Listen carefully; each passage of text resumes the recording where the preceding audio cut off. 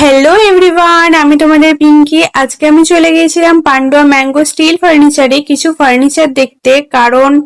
কারণটা তোমরা গেস করো আমি কেন ফার্নিচার দেখতে যাচ্ছি। তো চলো ভেতরে ঢুকে যাই। ভেতরে ঢুকতেই আমার সামনে এই আলমারিগুলো পড়ে গেল। এই আলমারিগুলো মোটামুটি দেখতে ভালোই লাগছিল, কিন্তু আমার স্টিলের আলমারির থেকে একটু অন্য রকম আলমারি নেওয়ার ইচ্ছে ছিল।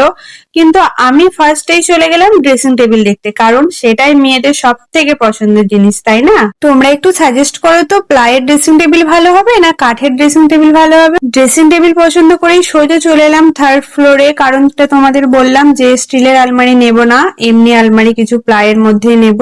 তো চলো দেখি কোন আলমারিটা আমার পছন্দ হয়। এই বেড সেটের প্যাকেজটা আমার খুব খুব খুব সুন্দর লেগেছে। যাদের অনেক বড় রুম তারা কিন্তু এই প্যাকেজটা অ্যাফোর্ড করতেই পারো। লাস্টে এই আলমারিটা দেখলাম, এই আলমারিটা তোমাদের কেমন লাগছে একটু কমেন্টে জানিও তো।